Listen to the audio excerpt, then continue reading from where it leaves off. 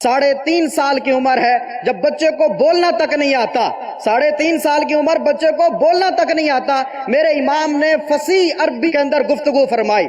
4 سال کی عمر بچے کو اپنے وجود کا علم نہیں ہوتا، 4 سال کی عمر میں آپ نے ناظرہ قرآن پاک مکمل کیا۔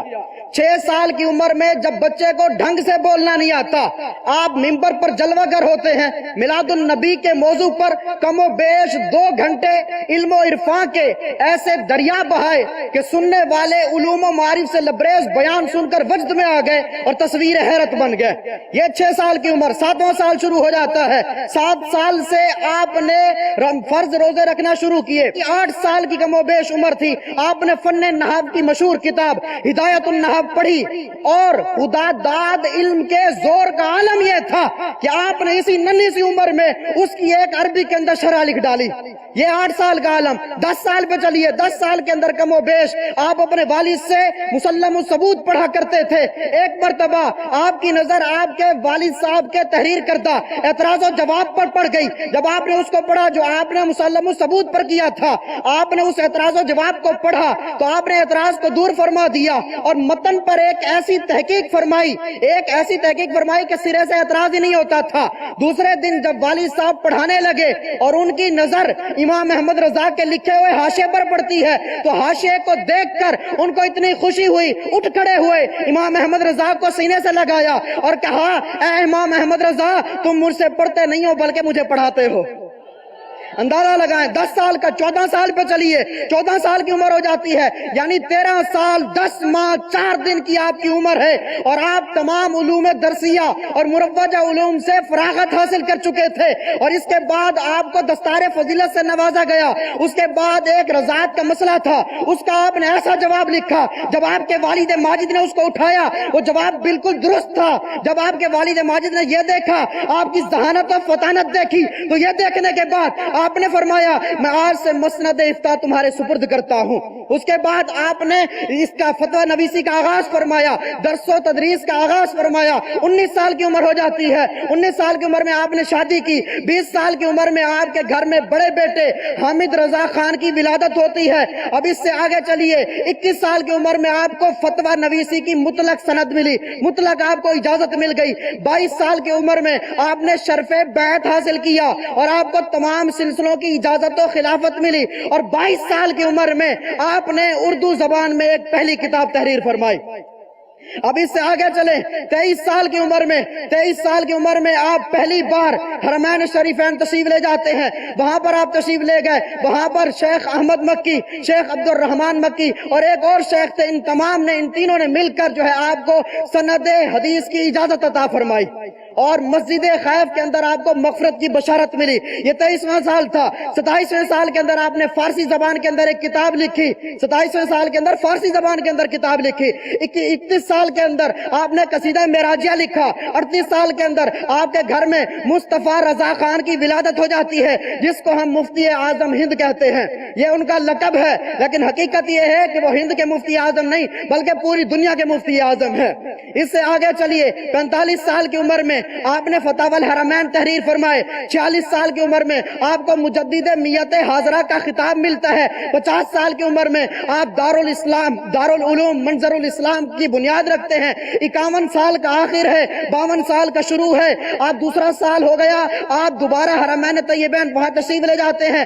وہاں پر آپ جب تشریف لے گئے، اس بار آپ نے 8 گھنٹے کے اندر الدولۃ المکیہ ایک کتاب لکھی جو آپ نے علماء حرمین طیبین کو پیش کر دی، اور اس کے بعد اسی عالم میں آپ نے جاگتی آنکھوں کے ساتھ آقا کا دیدار بھی کیا، اور علماء مکہ و مدینہ کو سند حدیث سے، سند اجازت سے بھی نوازا، سند اجازت و خلافت سے نوازا۔ اندازہ لگائیں، پہلے سال حج پہ آئے تھے، یہاں سے اجازت ملی تھی، دوسرے سال آئے ہیں، آپ یہاں اجازت دے کے جا رہے ہیں، یہ دوسرا سال تھا۔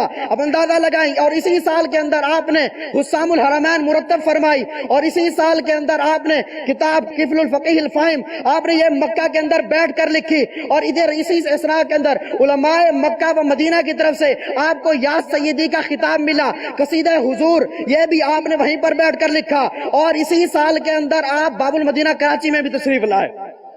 اب اس سے آگے چلیے، 56 سال کی عمر میں آپ کو امام الائمہ لہذہ الامہ اور خاتم الفقہاء والمحدثین کا لقب ملا، اور اسی عمر کے اندر آپ نے ترجمہ کنز الایمان جو ہے املا کروایا۔